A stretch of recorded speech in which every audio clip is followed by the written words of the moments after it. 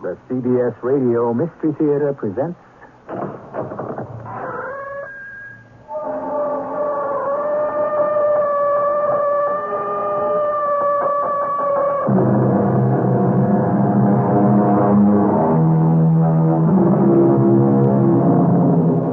Come in. Welcome. I'm E.G. Marshall. Today, a special treat. An adaptation from a concoction in crime by that master storyteller, Jacques Futrelle, renowned for his creation of the thinking machine. This story begins with a cipher, that method of transforming a text to conceal its meaning.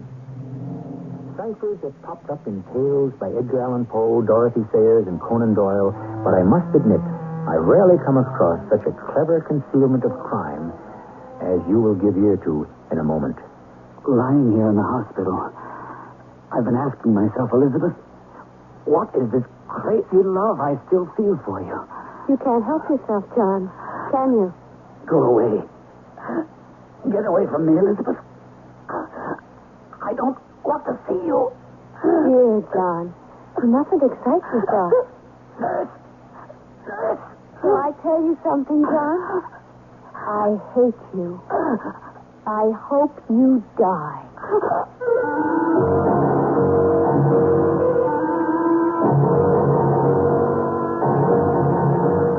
Our drama, Revenge is Not Sweet, adapted from a story by Jacques Futrelle, has been written especially for the Mystery Theater by G. Frederick Lewis and stars Robert Dryden. I'll be back shortly with Act One.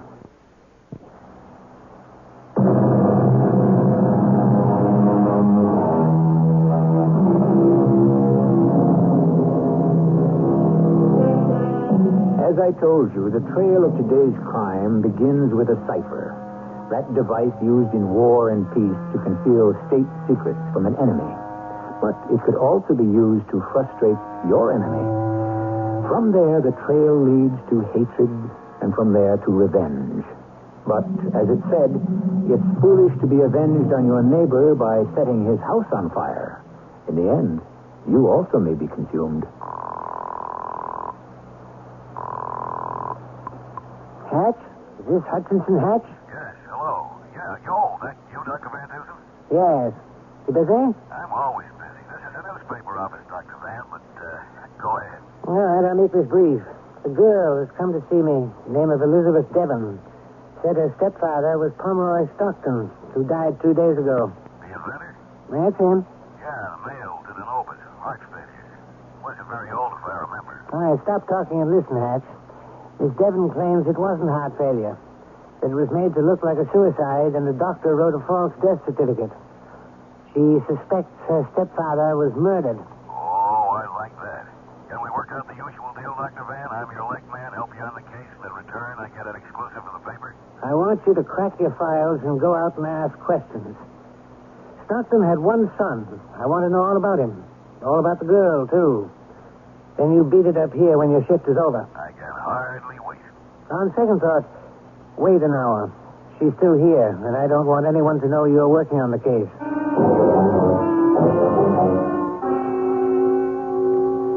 And what do you do, Miss Devon? I'm studying to be an opera singer. You do know who my stepfather is, was. Pomeroy Stockton? Great mind. Fine inventor. Never met him, but I respected him. Great loss to science, his death. He had a son, didn't he? John, yes. Married? No. How old? 31. Why do you ask? Well, after all, you're not really a blood sister. You're adopted. It occurred to me the son might have been interested in you. No consequence. Very perceptive of you. John was interested in me, but I wasn't in him. You disliked him? No, not exactly. But over his father's death, I had some reservations. Oh. Care to tell me about them? I was the one who discovered my stepfather dead. The morning before last.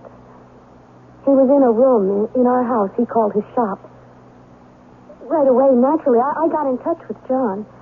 He lives half an hour away. I showed him a letter I'd found in Mr. Stockton's pocket. John asked me to destroy it. A letter written by his father? Oh, yes, his handwriting.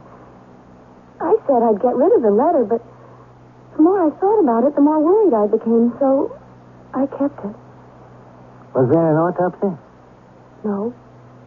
John had a college friend, a Dr. Benton, issue a death certificate saying death by heart failure. And you've told me you believe your stepfather was killed and it was made to look like suicide. You're aware the death certificate says natural causes. If that were so, what was this bottle doing on the floor near him? I have it here in my bag. There. I'd like you to smell that. Prussic acid. Give me the bottle. Oh, I'm sorry you felt it necessary to play detective, Miss Devon. You may have destroyed an important clue. Have I? By picking up this small bottle, you've obliterated any fingerprints but your own. How could I have been so stupid? Well, I'll keep it if you don't mind. Now, that letter you found... Oh, I brought that, too. Here you are. You found this letter in Pomeroy Stockton's pocket? I did. I'll never forget how he looked. Lying there. Well, I see nothing extraordinary in this. A typical tired of it all, life has no meaning suicide letter. You were saying why this letter caused you to be suspicious. I am suspicious. Why should he kill himself? He had everything to live for. Do you think then, Miss Devon, that this letter was written under coercion? And that somebody may have forced him to take prussic acid? That's just what I think. And that a grown man would submit to that? I don't know. There's some ghastly, horrible mystery in back of all of this. I know it's my stepfather's writing, but I can't believe he'd write it. Perhaps Pomeroy Stockton never saw this so-called suicide letter. Maybe a forgery. Is that possible? I could swear the handwriting... Whatever it is, forged or genuine, it's a strange letter. Tired of it all, I seek the end and am content. Ambition is dead, the grave yawns greedily at my feet, and so on. I mean, really, a little flowery for a man like Stockton. But how to explain it's his handwriting? I know that. I used to act as his secretary and type up his notes. Even so. I suppose you have samples of his handwriting? I don't think there's a sample large enough to be compared with this letter. I used to type up all his letters, and when he did scientific articles, he'd dictate to me. There are signatures on checks I could get you.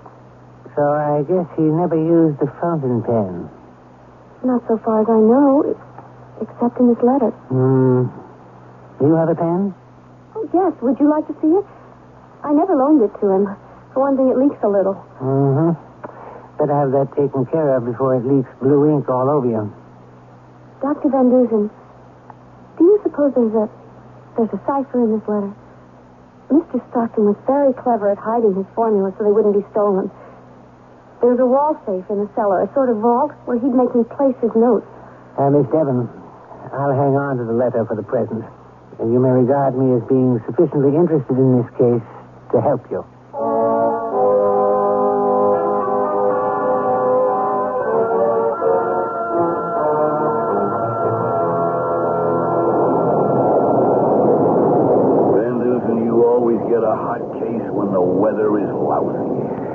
Get a cab and I'm soaked.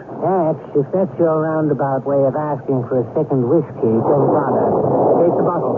But stop complaining and listen. Here, read this letter. Sound like my editor at the paper. Read.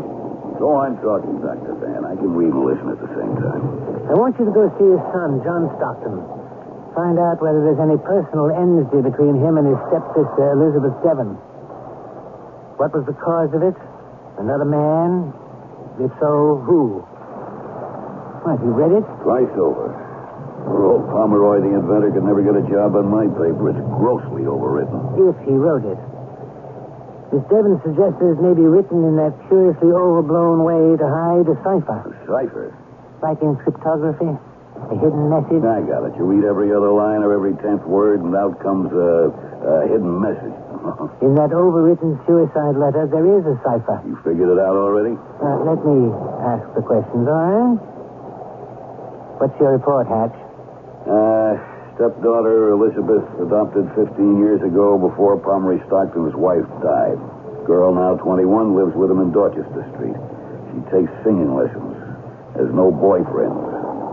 The son, John, unmarried, 31, lives at 84 Beacon, heads up a product marketing company in Boston, very successful, 6-figure salary. I want you to go see him right away.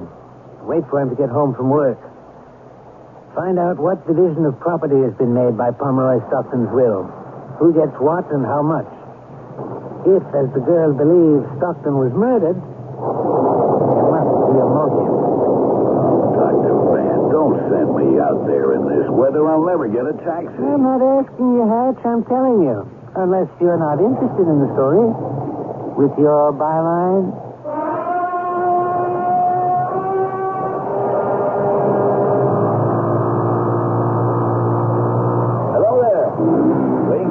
Are you John Stockton? That's me. Been waiting long? Long enough. This doorway doesn't keep out much weather. Well, come on in. I just want to wheel this motorbike into the vestibule. You're Hutchinson Hatch from the mail? Sure. Yeah, I am. My editor called you at your office? Yes. Sorry I'm late. Something to do with my father, right? I gotta hand it to you, Mr. Stockton, riding that little motorized bicycle in the rain. Rain, shine, or snow doesn't faze me. Take off your coat and come into the library. I had hoped the death of my father wouldn't come to the attention of the press. I don't want anything printed that would bring disgrace to his name. Well, I'm sure there's nothing disgraceful in the truth. Wouldn't you rather have us print that than innuendo? I guess I better tell you what I know, even though I did everything I could to keep it out of the newspapers. How much was your father's estate? Something over $1 million. He made most of it through a device for coupling railroad cars. They're used all over the world. And you would inherit how much of that? 2/3, 3/4. I'm not sure. Say $800,000. Mr. Stockton, what was the purpose of making it appear your father died naturally when obviously he committed suicide and there's even a suspicion it might be something else? Something else? What do you mean? Now, let me do the interview, and then I'll answer you. Can you think of any motive for your father's suicide? Not a one. That was why I was so stunned. There was positive evidence he killed himself. Anyway, what can I say, except that I persuaded a doctor friend of mine to report it a certain way to avoid a police inquiry and a scandal. Won't you tell me what the something else might be? Elizabeth Devon. Whatever. She produced a letter found on your father, and she has said... Oh, Lord. Elizabeth promised. She gave me her word of honor she'd never show that letter to anyone. She swore to me she'd destroyed it. The beginning of any mystery always comes down to the fundamental question, who is lying and who is telling the truth? If lies are being told, why? To cover up what? Who gains? Who has what to hide? And when you come right down to it, could one corpse have died 3 ways? Of natural causes, suicide, and murder? I shall return shortly to join Dr. Van Dusen, the thinking machine, on his cerebral crime hunt.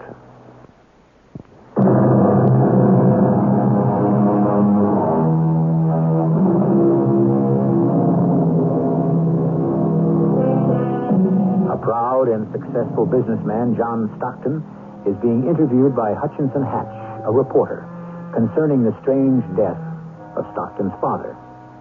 What he does not know is that Hatch is also working for the criminologist Dr. Augustus Van Dusen. And what neither of them know is that a third person is hidden behind a door and listening. I don't understand that girl, Mr. Hatch. We grew up together. Elizabeth promised she would Destroy the letter. Yes, she told us. You should also know that she inferred your father's death was not the suicide it appeared to be. Not suicide? Well, she's crazy. Murder? Who could have killed my father? What motive would he have? Tell me, was Miss Devon legally adopted? Yes, so far as I know. Well, doesn't it seem strange to you, then, that your father would give 3/4 of his $1 million estate to you? You're well off, successful, and only a small part to Miss Devon, who has nothing? That's my father's business. Is that all? I'll be direct. Why is there bad feeling between you and Miss Devon? Who said there was? We just never got along together. My father and I had several arguments about her. About what? I'm not going into it. Did you have such an argument the night before your father was found dead? It's possible we might have said something. Is this going on much longer? No, just a few more questions. You let her alone? Yes. You have nothing that belongs to you at your father's house? This is my home. I moved here to Beacon Street 5 years ago. There's no one in the house here with you. No one. Why do you ask? I'll show you.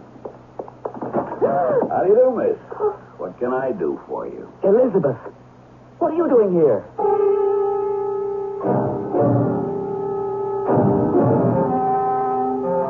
Yes, Dr. Van, it happened just the way I told you. You opened the door, and there was Elizabeth Devon? She made some lame excuse, turned, and ran out of the house. Funny part was, Stockton was glad to see her. He didn't seem to care she was listening behind the door. If those two didn't get along, why the secret visit? Maybe she was doing some investigation herself. I've warned her not to play detective. Dr. Van, will you be needing me any more tonight? I'd like to get on home. My wife will be worried. Call her.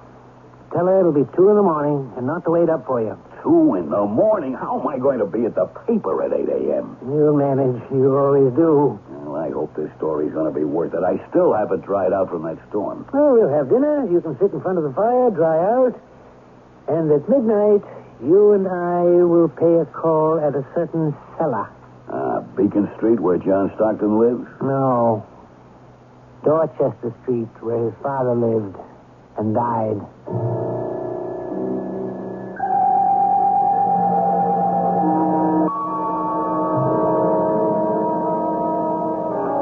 This cellar is enormous. Couple of rooms. Careful where you walk, Hatch. Don't run into anything that can fall and make a noise. I'm not moving. You are. Just standing here watching your flashlight. So, you're not moving, eh? I swear that wasn't me. The sound came from over there. I must be crazy creeping into somebody's cellar in the middle of the night. What are we looking for? 2 motives. For murder or suicide. Someone's coming down the steps. Douse the light. Down, quick. Over here, to the right.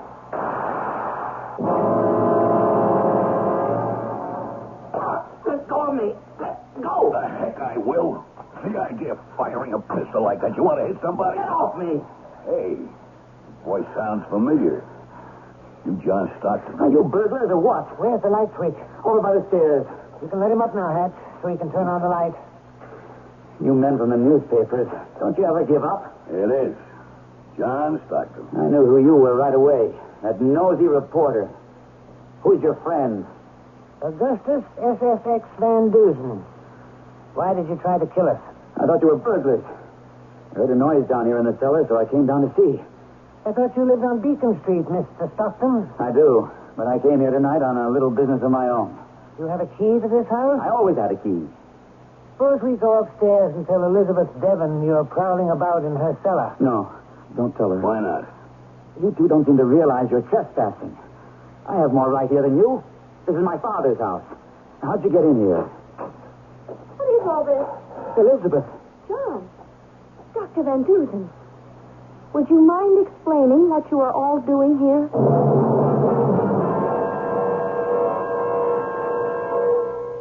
Do you remember telling me about a wall safe in the cellar, Miss Devon? Your stepbrother came here tonight to open it up. Miss Devon, what is in that wall safe that would bring Mr. Stockton here in the dead of night? Murderer. Thief. Now, hold on, Miss Devon. Why is John here? He came to rob the vault. My stepfather wouldn't give him the secret of his last invention.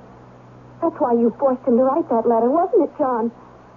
And then killed him. Elizabeth, for heaven's sake, what are you saying? Dr. Van Dusen, his greed is so great, he wanted all of my stepfather's estate. He didn't want me to have a crumb. Elizabeth, that's monstrous what you're saying. It's true, isn't it? Well, I engaged Dr. Van Dusen to get to the bottom of Father's mysterious death. Mr. Stockton, it would shed a great deal of light if I could find some sample of your father's handwriting. Well, I have some letters. I always carry them with me. Oh, may I borrow them? Certainly. But please, let me have them back. I shall.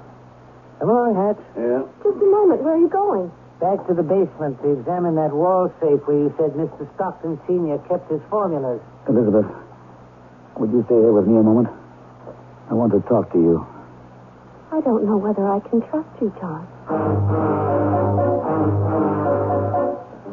It's back here a ways, Hatch.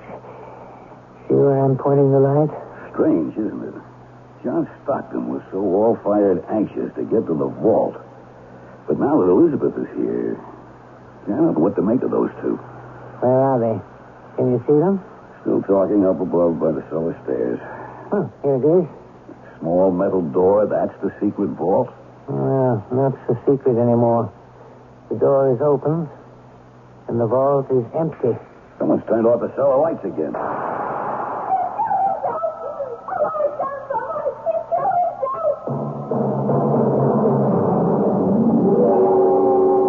How is he now, Dr. Van? That revolver, I should have taken it away from him. It appears as though he shot himself. We were standing by the stairs, talking.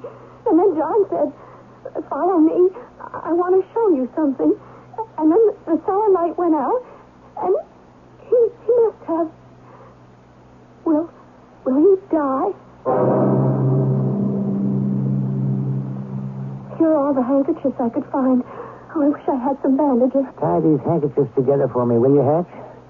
I'll just remove the gun from Mr. Stockton's hand. Good. Thanks, Hatch. He's not bleeding too heavily. There, we tied around the wound, so... Miss Evans, why did you shoot him? I didn't shoot him. He shot himself. How about those powder marks on your right hand? But how could you think that? Mr. Hatch, phone for an ambulance and see if you can get the police over here on the double. I think this is a matter for them to handle. Tell them I want Miss Devon to be placed in custody on the charge of shooting this man. I didn't shoot him. I didn't. John? John? Can you hear me? Yeah. We're sending for an ambulance. Why did Elizabeth shoot you? Can you hear me, John? Why did she shoot you? She didn't. I did it myself. Purposely? I did it myself. Miss Devon, Elizabeth, I beg your pardon. I made a mistake. Will he die? No, that was another mistake. He'll recover.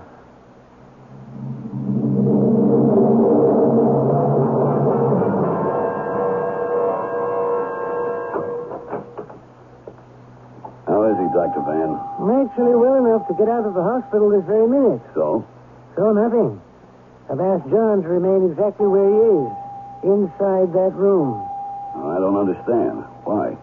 I've asked him to help in a little charade, Hatch.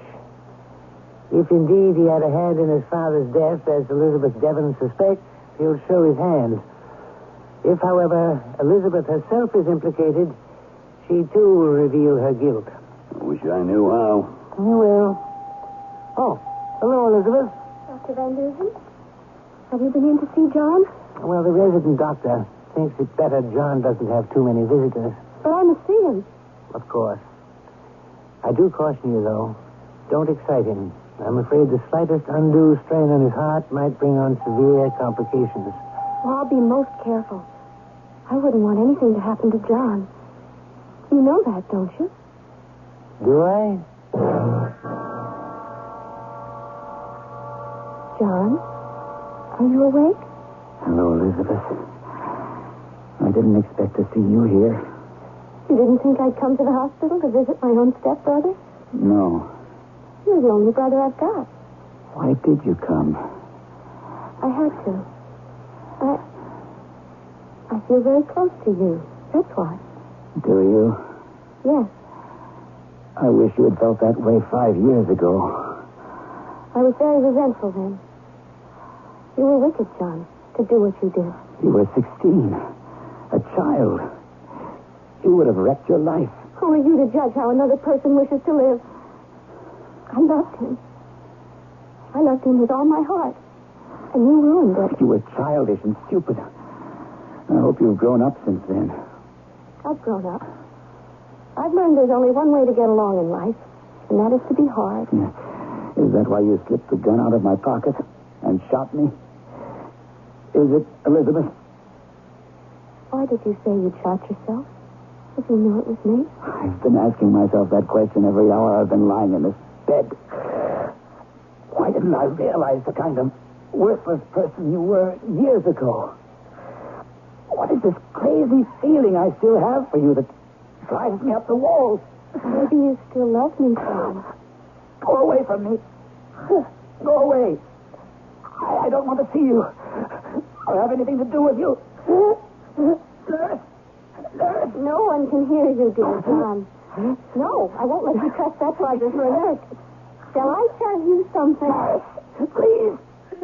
Help me. I hate you. I shall never stop hating you.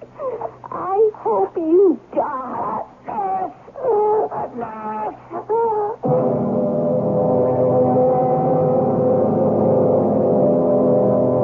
Is it older than Cain and Abel, spirit of revenge? Vengeance is mine, I will repay, is an ancient cry and modern. In Elizabeth Devon, one can almost hear the echo of a malevolent Catherine the Great, a Clytemnestra, a Charlotte Corday, eye for an eye, tooth for a tooth, blood for blood. I shall return shortly with Act 3.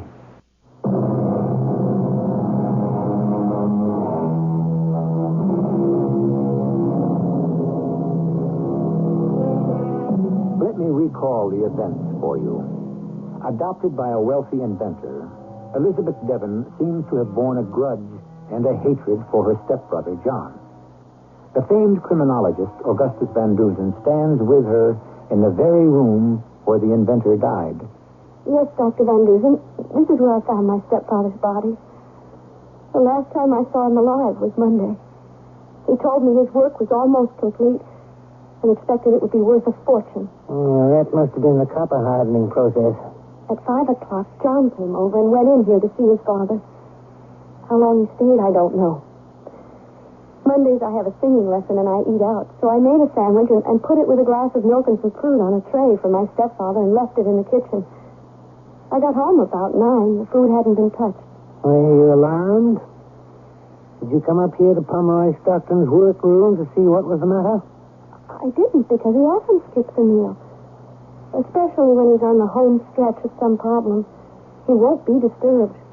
And the next morning? I found him here in this room, right by that desk. The bottle of prussic acid I gave you on the floor. Thank you, Elizabeth. It's very helpful. Is there anything else you'd like me to do? Yes, there is. I'd like you not to leave Boston, Elizabeth, without informing me. Dr. Benton, I believe you issued a death certificate for Pomeroy Stockton? Yes, I did. Mm-hmm. How well do you know Elizabeth Devon?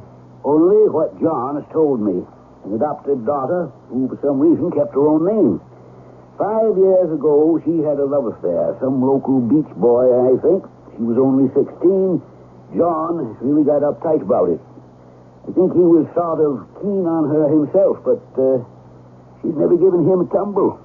Is there still time to perform an autopsy? Pomeroy Stockton's body has not yet been buried. It's still in the receiving vault. Seems neither his son nor stepdaughter have made arrangements for the burial. I had a call from the medical examiner this morning. It's essential I tell John what the examiner told me. Which was? I prefer to tell John first. But I can say to you it is the most extraordinary situation I've ever encountered in all my years of medical practice.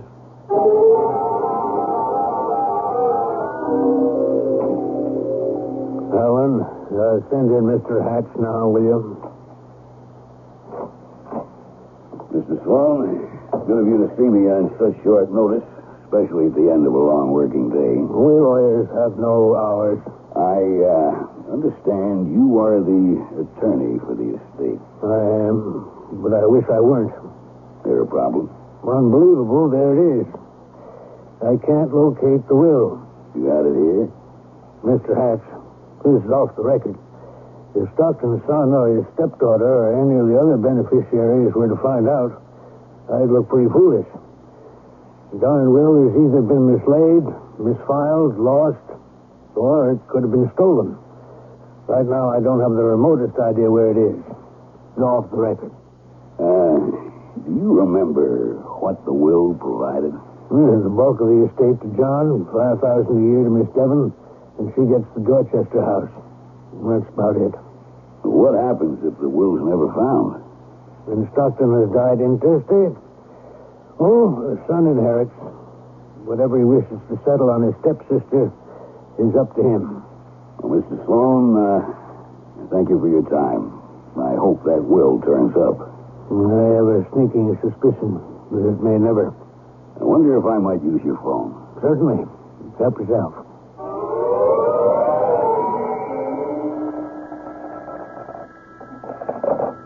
Hello, Van Dusen here. I'm just leaving the attorney's office now. Any instructions? John Stockton has disappeared from the hospital. Elizabeth came and picked him up at 6:30 when the nurses were on their break.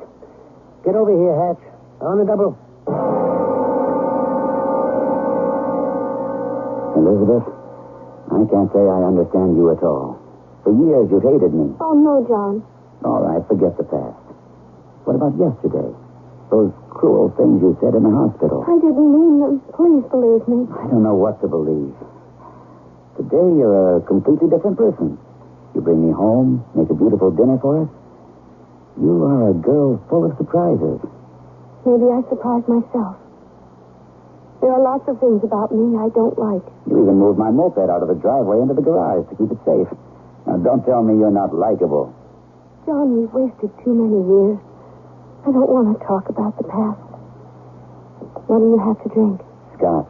My tastes haven't changed in the last 5 years. So many questions I have to ask you. Hiring this criminologist, this Dr. Van Dusen, and... Do you know I haven't got a drop of scotch in the house? Too late now. The stores are closed. I'll drink anything. Oh, no, that isn't right. I'll tell you what I'll do. I'll hop on my moped, grab a bottle from my house, and be back as quickly as I can. Would you, John? That's terribly sweet.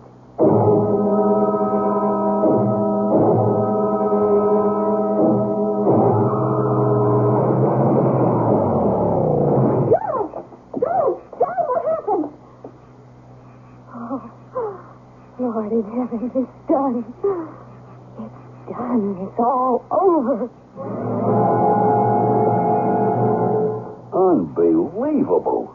That man leads a charmed life, runs his moped into a brick wall. 2 narrow escapes in 24 hours. Where's John Stockton now, Dr. Van? In his own house on Deacon Street with a 24-hour guard. Guard? Who are you protecting him from? I'm not sure. You can thank his lucky stars he's got a very hard head. When I got to Elizabeth, he was sitting up in a chair with an ice pack on his head and maybe a bruise or two, but no other damage. What time is it? 2 a.m. Which reminds me, good night, Dr. Van. If I go home now, I'll still have a wife. Doesn't it strike you peculiar, John driving his moped into the wall at one side of her driveway? Well, maybe he was a little off his balance. He was shot in the head yesterday, you know. More I think about it, more I wonder. Hatch, we're on our way to Dorchester Street. We are? To give that driveway to Elizabeth's house a thorough going over.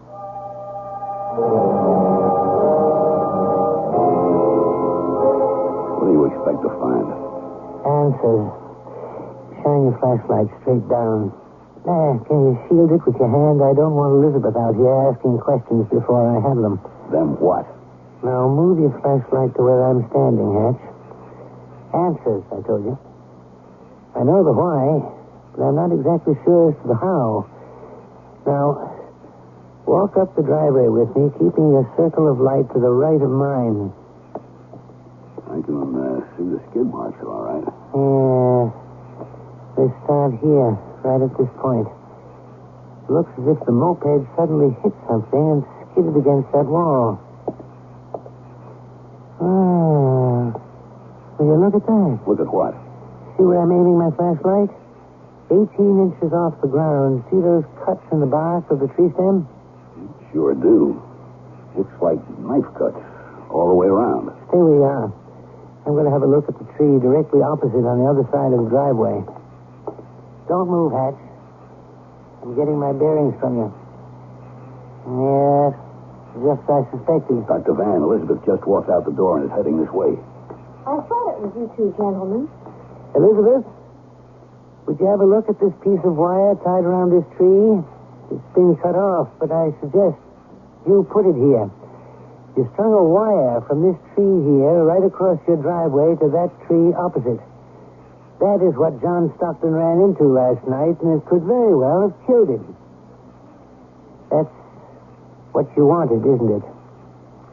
Dr. Van Dusen, I think you're out of your mind. Of course, you wouldn't have needed bullets or wires if I'd believed that cipher you wrote. I wrote. I'll show you how you tried to implicate John. Remember how that fake suicide note begins? Tired of it all, I seek an end and am content. Ambition is dead, and so on and so forth. Reading every fifth word, and you knew I would solve it, the ciphered message is, I am dead at the hand of my son, and so forth. Miss Devon, whatever made you think I'd believe it? Would a man at the point of a gun write an elaborate suicide letter with a hidden message in it? Then all you had to do was put a dab of prussic acid on the dead man's lips to complete the suicide charade. Are you quite finished? Not quite. Next, you'll be saying that I killed my stepfather. But you didn't. Pomeroy Stockton did die of natural causes. The medical examiner is positive. He did die of a heart attack, and well, you know it. It was you who went to the lengths of making it appear to be a murder, disguised as a suicide.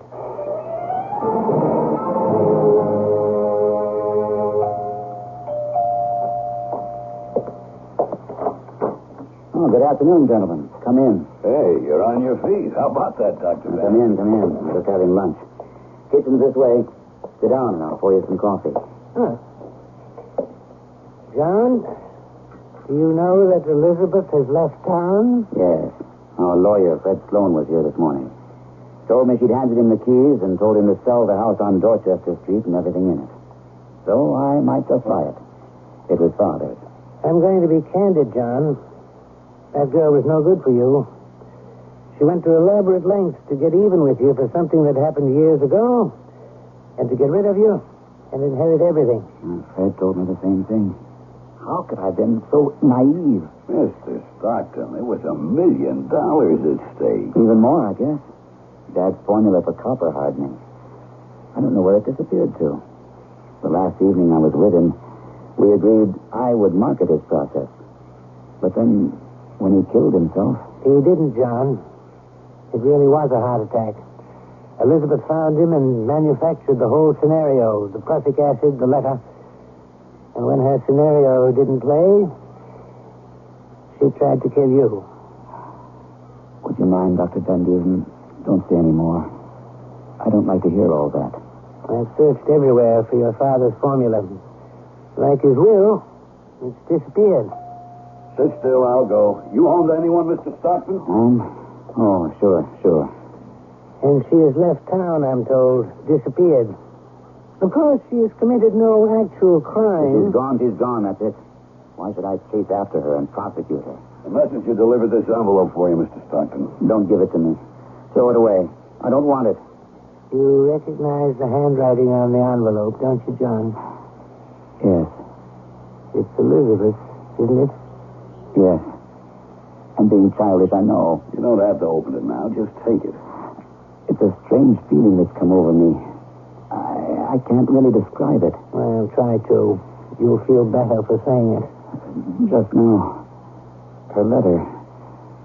I felt as if I was seeing my own coffin. Oh, this is too self-indulgent. Of course I'll open it. Lord in heaven. Full of ashes. Nothing but ashes. Yeah. Have a look at these pieces that fell on the table. last will and test. And here, equations. More equations. How cruel. How terribly cruel. Elizabeth, why did she do it? What happiness could this awful thing bring her? To burn his will and his formula? It's like my father has just died. All over again.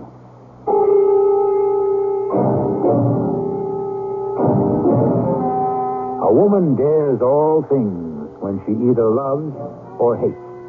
And this curious tale, adapted from the pen of that master crime storyteller Jacques Futrelle, illustrates to what lengths one's soul can twist and one's hate can transform. Unfortunate, because in the end, the very things sought are those never to be gained. Revenge is its own executioner. I shall return shortly.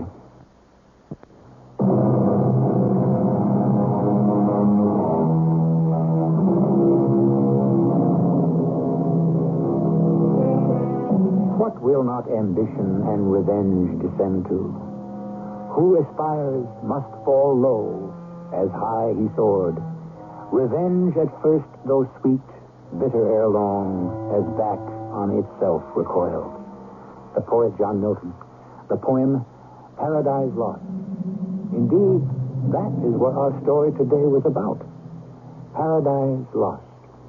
Our cast included Robert Dryden, Jada Rowland, Gordon Gould, and Jackson Beck. The entire production was under the direction of Himan Brown. This is E.G. Marshall inviting you to return to our Mystery Theater for another adventure in the macabre. Until next time, pleasant dreams.